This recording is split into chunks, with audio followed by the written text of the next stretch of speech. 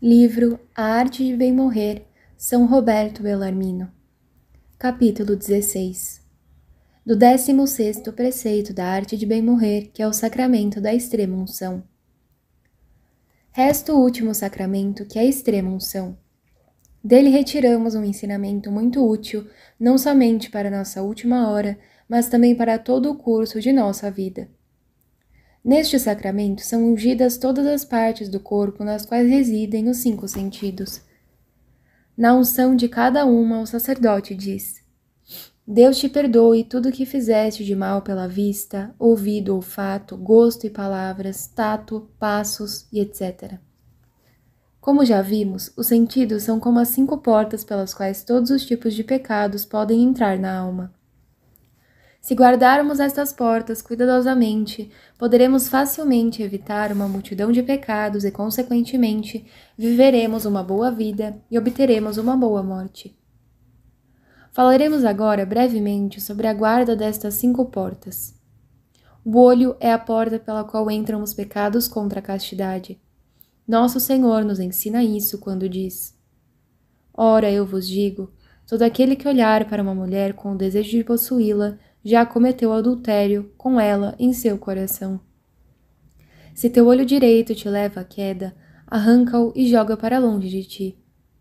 De fato, é melhor perderes um de teus membros do que todo o corpo ser lançado ao inferno. Sabemos que Joaquim, o velho homem que viu Susana nua, ficou imediatamente inflamado com maus desejos de luxúria e, por conseguinte, sofreu uma morte miserável.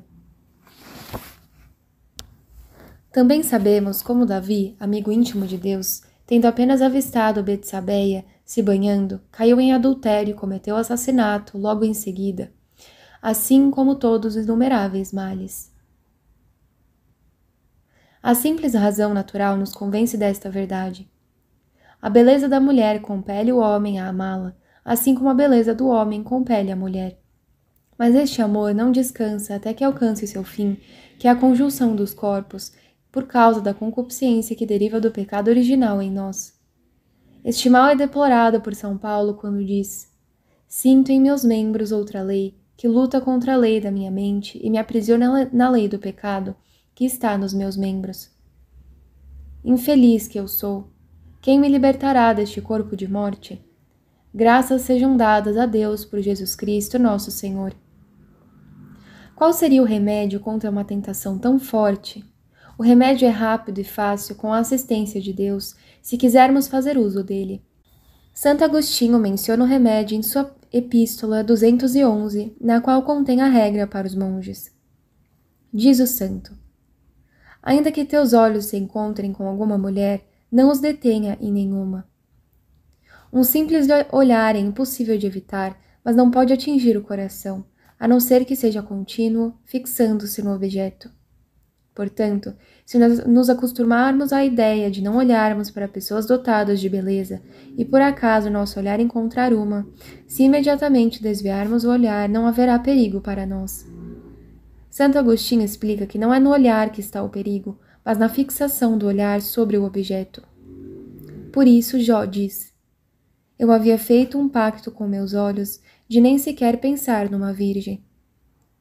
Ele não diz eu havia feito um pacto de não olhar, mas de nem sequer pensar numa virgem. Isso significa que não devo olhar longamente para uma virgem, de modo que sua visão penetre em meu coração e eu comece a pensar em sua beleza, para depois desejar gradualmente falar com ela e por fim abraçá-la. Então ele dá a melhor razão que um homem santo poderia dar. Entretanto, qual a minha parte junto a Deus lá em cima? E qual a minha herança junto ao Poderoso nas alturas? É como se dissesse que Deus é a felicidade suprema e a sua herança o maior bem. Portanto, nada há de mais excelente que possa ser imaginado. Mas Deus ama apenas o casto e o justo. O mesmo propósito está contido nas seguintes palavras de Nosso Senhor: Se teu olho direito te leva à queda, arranca-o e joga para longe de ti. Ou seja, use-o como se não o possuísse. Portanto, acostume seu olhar a se afastar dos objetos pecaminosos como se você fosse cego.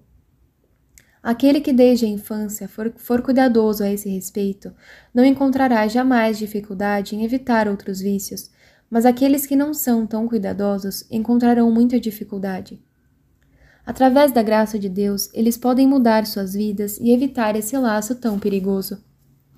Mas alguém pode objetar: por que Deus criou mulheres e homens tão belos se Ele não quer que nós olhemos para eles a fim de admirá-los? A resposta é fácil. Deus criou o homem e a mulher para o casamento. Por isso ele fala no começo: não é bom que o homem esteja só.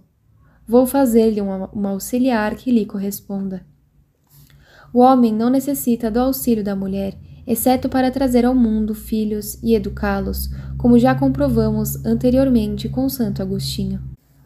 Mas marido e mulher não entrariam facilmente em acordo, nem viveriam juntos a vida toda voluntariamente, se a beleza não tomasse parte em produzir o amor. Já que a mulher, portanto, foi feita bela para que fosse amada por seu marido, ela não pode ser amada por outro com amor carnal, razão pela qual a lei diz: não cobiçará a mulher de teu próximo. E para os maridos o apóstolo diz: marido, amai as vossas mulheres. Há muitas coisas boas e bonitas que não podem ser desejadas por todos, mas somente por aqueles a quem convém. O consumo de carne e de vinho é bom para aqueles que gozam de saúde, mas não para aqueles que estão doentes. Depois da ressurreição, a beleza do homem e da mulher deverá ser amada seriamente por todos nós, pois já não possuiremos mais a concupiscência da carne, da qual ainda padecemos enquanto somos mortais. Portanto, não devemos nos surpreender que seja permitido admirar a beleza do sol, da lua, das estrelas, das flores, os quais não alimentam nossa concupiscência, enquanto não nos é permitido olhar com prazer uma bela mulher ou um belo homem, porque a visão pode alimentar em nós a doença da concupiscência carnal. Depois do sentido da visão, vem a audição, a qual não deve ser menos diligentemente guardada do que a interior. Mas, juntamente com os ouvidos, é a língua que deve ser custodiada, já que é um instrumento da fala. As palavras, sejam boas ou más, não são ouvidas, exceto quando pronunciadas primeiro pela língua. Por ser a língua, quando não é cuidadosamente guardada, a causa de muitos males, São Tiago diz: aquele que não peca no uso da língua é um homem perfeito. E mais adiante: assim também a língua, embora seja um membro pequeno, se gloria de grandes coisas. Comparai o tamanho da chama com a da floresta que ela incendeia. Ora, também a língua é um fogo. É o universo da malícia. Nesta passagem, o apóstolo ensina 3 coisas. Primeiro, que guardar a língua cuidadosamente é algo muito difícil. Portanto, existem poucos que o sabem fazer, pois são somente os homens perfeitos que o fazem. Segundo, que de uma língua maliciosa podem vir grandes males e grandes injúrias em pouquíssimo tempo. Isso é explicado pela comparação com a pequena chama, a qual, quando não é extinguida, imediatamente consome toda uma floresta. Logo, uma palavra descuidadamente proferida pode provocar suspeitas da culpa alheia, da qual podem advir contenções, querelas, brigas, homicídios, vinganças e a ruína de toda uma família. São Tiago, por fim, ensina que a má língua não é meramente má por si mesma, mas inclui uma multidão de males. Por isso, ele a chama de universo da malícia, pois com a língua quase todos os crimes são planejados, como roubos e adultérios, ou perpetrados como perjúrios e falsos testemunhos, ou defendidos quando o ímpio se excusa dos crimes que cometeu ou se gaba do bem que nunca fez. Novamente, a língua pode ser chamada, justamente, de universo de malícia, porque pela língua o homem peca contra Deus através da blasfêmia ou do perjúrio, contra o seu próximo por meio da detração, das injúrias e da difamação, e contra si mesmo, vangloriando-se das boas obras que não fez e afirmando não ter feito os males que realmente fez. Em adição ao testemunho de São Tiago, acrescentarei as palavras do régio profeta Davi: Senhor, livrai minha alma dos lábios mentirosos e da língua pérfida. Se este santo rei temia a perfídia e a fraudulência da língua, o que os indivíduos comuns devem fazer? O profeta acrescenta: que ganharás, qual será teu proveito, ó língua pérfida? As palavras são obscuras, levando-se em conta a particularidade da estrutura da língua hebreia, mas seu sentido parece ser este. Não é sem razão que temo uma língua mentirosa e pérfida, pois é um mal tão grande que nenhum pode ser agregado a este. O profeta segue: flechas agudas de guerreiro, carvões ardentes de gesta. Nestas palavras, por uma elegante comparação, declaro quão maléfica pode vir a ser uma língua mentirosa, pois compara a língua a uma flecha aguda de guerreiro lançada por uma mão forte. Flechas são lançadas à distância e com tal velocidade que mal podem ser evitadas. Portanto, as flechas agudas às quais a língua é comparada são atiradas por uma mão forte. Em terceiro lugar, acrescenta que as flechas são agudas, ou seja, elas são polidas e afiadas por um habilidoso artesão. Por fim, diz que elas são como carvões ardentes que assolam e devastam tudo, não importa o quão forte ou duro. Ela, portanto, não é como as flechas dos homens, mas como flechas celestes, relâmpagos os quais nada pode resistir. Essa descrição do profeta da perfídia e da mendacidade de uma língua é tal que não conseguimos imaginar um mal tão grande que possa ser comparado com ela. Para que esta verdade fique mais claramente entendida, mencionarei 2 exemplos das Escrituras. O primeiro é o do ímpio Doeg, o edomita, que entregou o sacerdote Aimeleque ao rei Saul por ter conspirado com Davi contra ele, o que era francamente uma calúnia e uma impostura. No entanto, porque Saul naquele momento não estava bem disposto com Davi, acreditou facilmente em tudo e não só ordenou que o sacerdote Aimeleque fosse morto imediatamente, como também mandou matar a todos os outros 85 sacerdotes que também não haviam cometido ofensa alguma contra o rei. Mas Saul, não contente com a matança, ordenou que matassem também todos os habitantes de Nobe, que era uma cidade sacerdotal.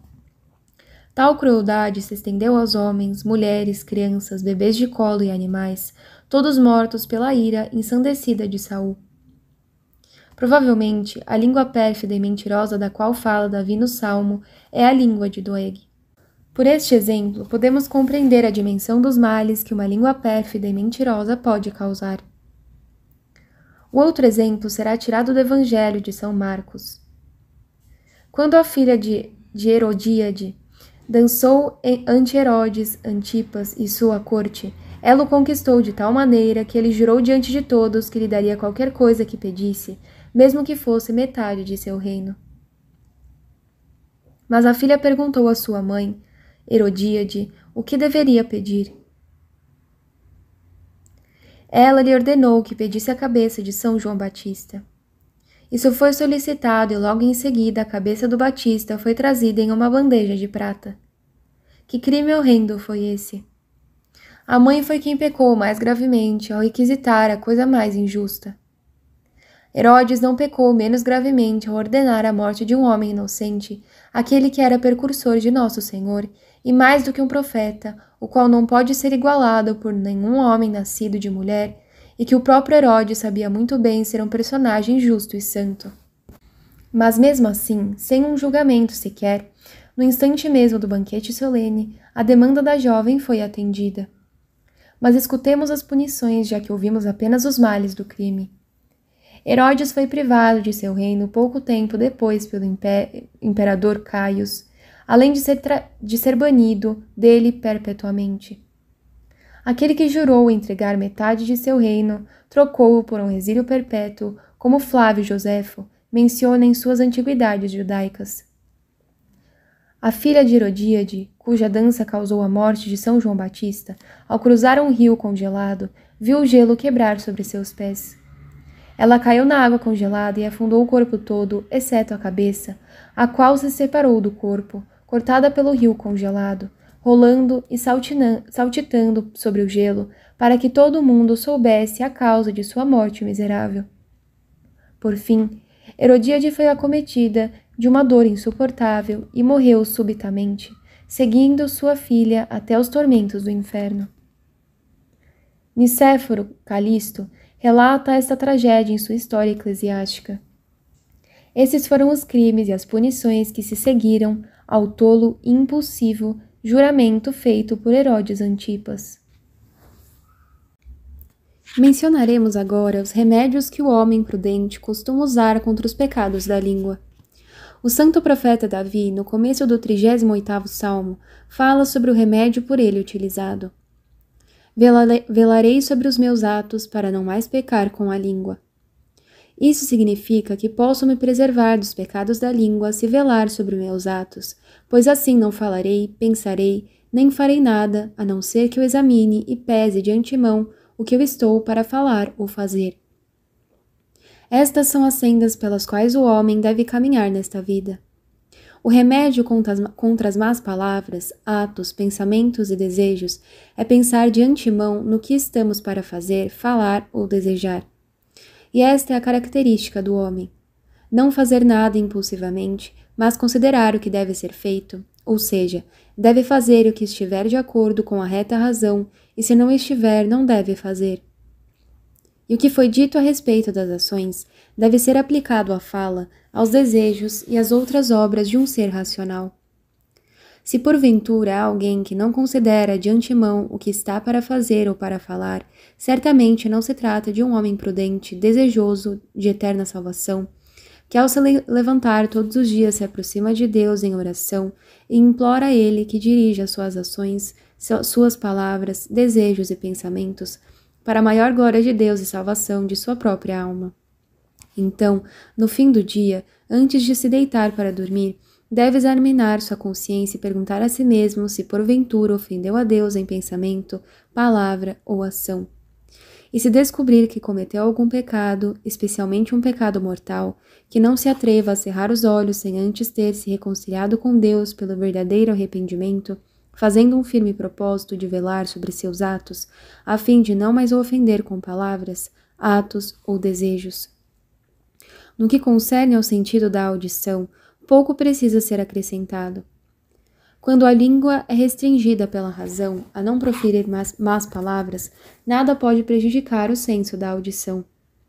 Há 4 tipos de palavras contra as quais o sentido da audição deve particularmente se resguardar a fim de que não entrem e corrompam o coração.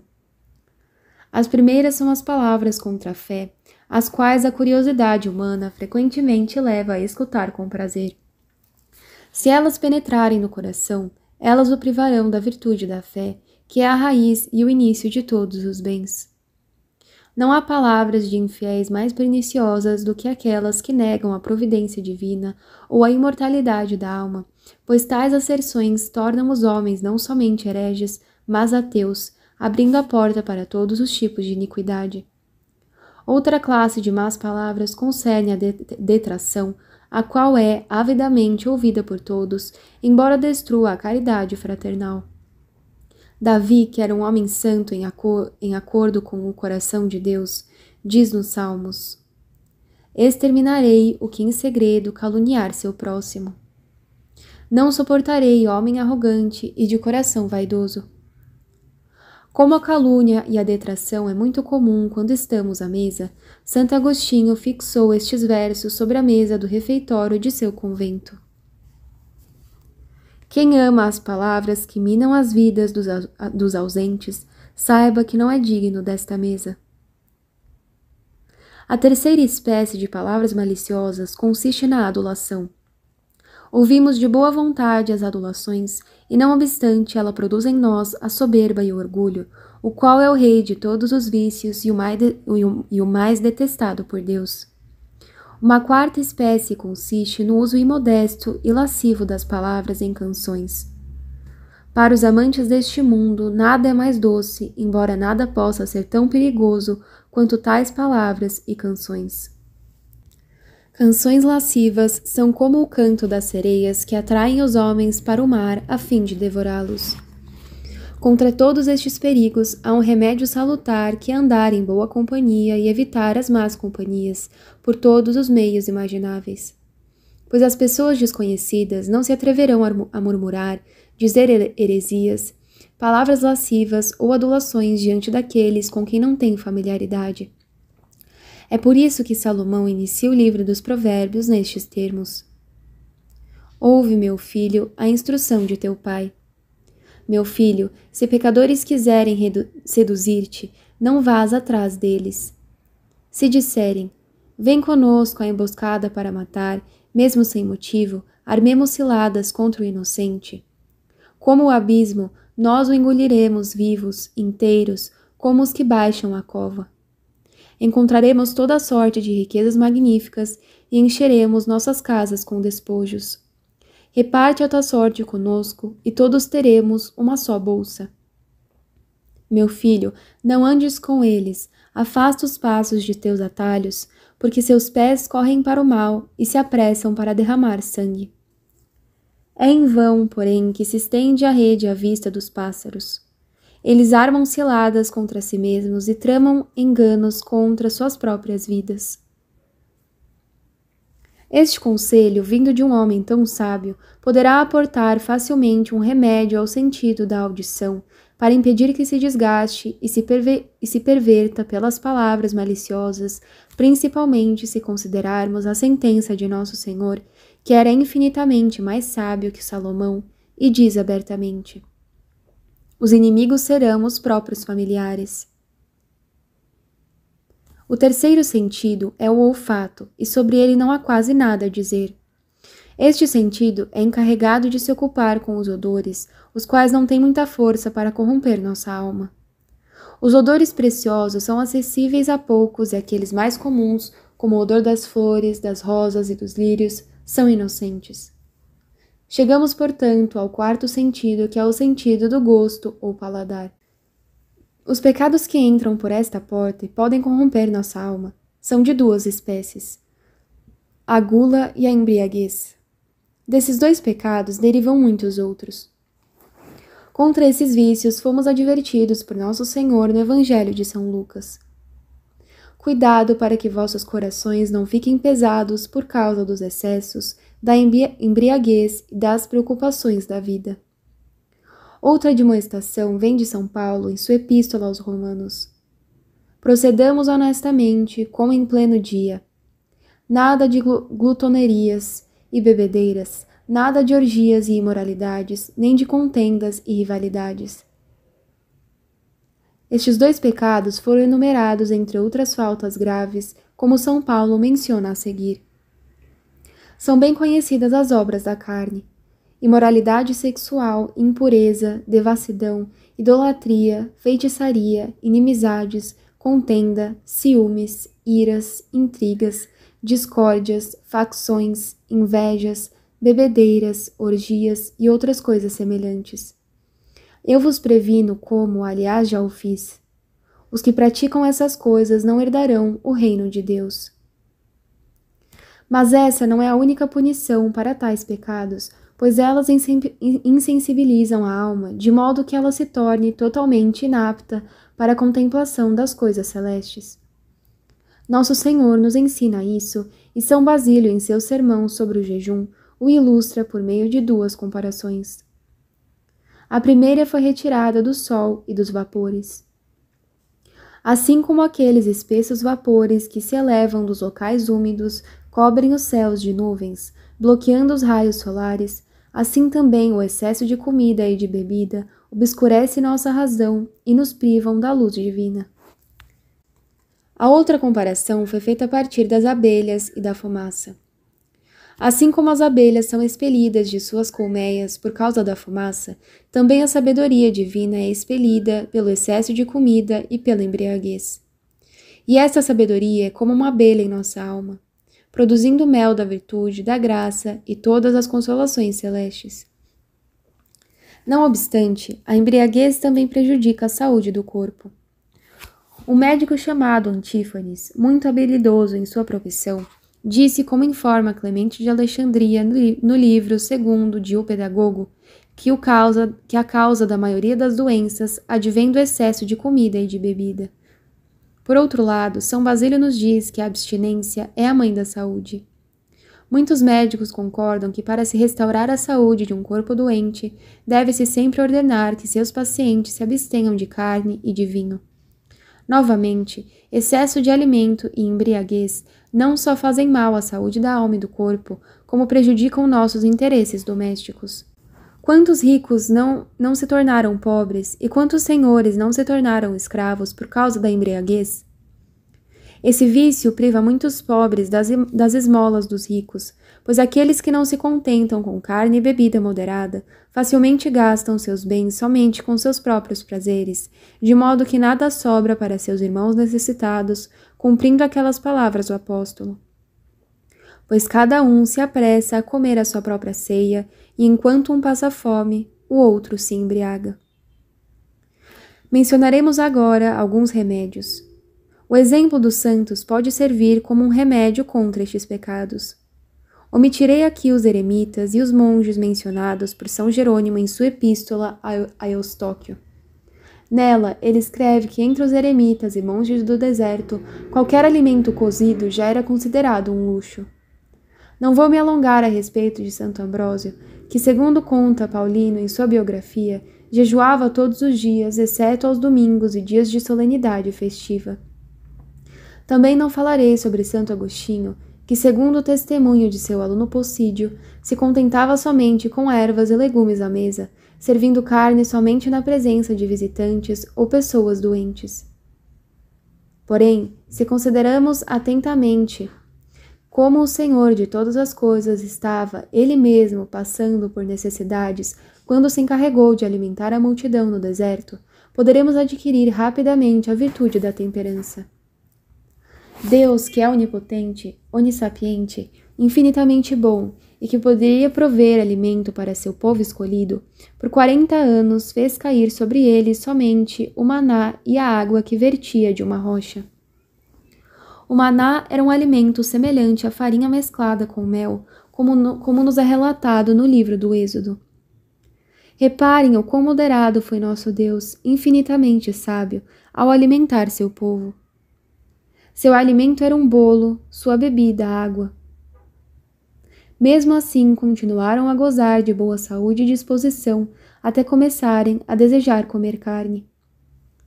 Jesus Cristo, Filho de Deus, seguindo o exemplo de seu Pai, no qual estão escondidos todos os tesouros da sabedoria e da ciência, quando alimentou a multidão, ofereceu-lhes apenas algumas fatias de pão, peixes e água para beber. E não somente no mundo ofereceu a seus ouvintes tal refeição, mas o fez também depois de sua ressurreição, quando todo o poder foi dado a ele nos céus e na terra. Encontrando a seus discípulos no mar da Galileia, ele ceou apenas pão e peixe, em pouca quantidade, não havendo menção alguma a respeito de vinho ou qualquer outro alimento. Oh, quão distintos são os caminhos do Senhor dos caminhos do homem! O Rei dos céus e da terra se regozija na simplicidade e na temperança, sendo muito solícito em enriquecer, contentar e preencher a alma de alegria. Mas os homens preferem escutar sua concupiscência e seu inimigo, o demônio, antes de escutar a Deus. Por isso devemos dizer com o apóstolo que o Deus do homem carnal é o seu ventre. O sentido do tato vem em seguida, o qual de todos os sentidos é o mais vívido e carnal, pelo qual muitos pecados entram para macular nossa alma, assim como a alma dos outros. As obras da carne são enumeradas por São Paulo quando diz: são bem conhecidas as obras da carne: imoralidade sexual, impureza, devassidão. Por essas 3 palavras, o apóstolo inclui todos os tipos de impurezas. Não é necessário se alongar na explicação de tais pecados, os quais deveriam ser ignorados pelos fiéis, assim como seus nomes, que jamais deveriam ser ouvidos entre eles. Por isso, São Paulo diz na Epístola aos Efésios: a imoralidade sexual e qualquer espécie de impureza ou cobiça nem sequer sejam mencionados entre vós, como convém a santos.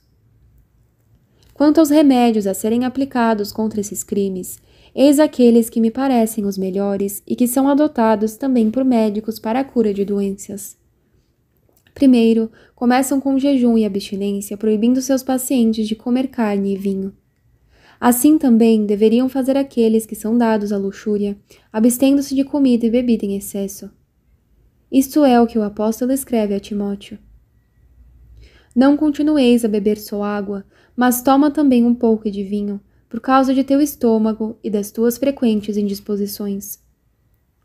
Use o vinho para curar a fraqueza do estômago, mas só moderadamente para evitar a embriaguez, pois do contrário, a embriaguez levará à luxúria. Os médicos receitam remédios amargos, fazem sangrias, incisões e outras coisas de natureza dolorosa. Os santos diziam com o apóstolo: trato duramente o meu corpo e subjugo, para não acontecer que, depois de ter proclamado a mensagem aos outros, eu mesmo seja reprovado.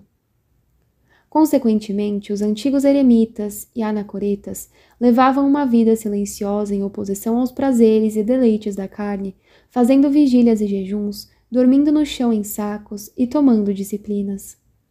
Eles não faziam isso tanto pelo ódio ao próprio corpo, quanto pela concupiscência da carne. Mencionarei um exemplo dentre outros. São Jerônimo conta na vida de Santo Hilário que, quando este se sentia tentado por pensamentos impuros, dizia ao seu próprio corpo: eu não te deixarei espernear, nem te alimentarei com milho, mas com palha.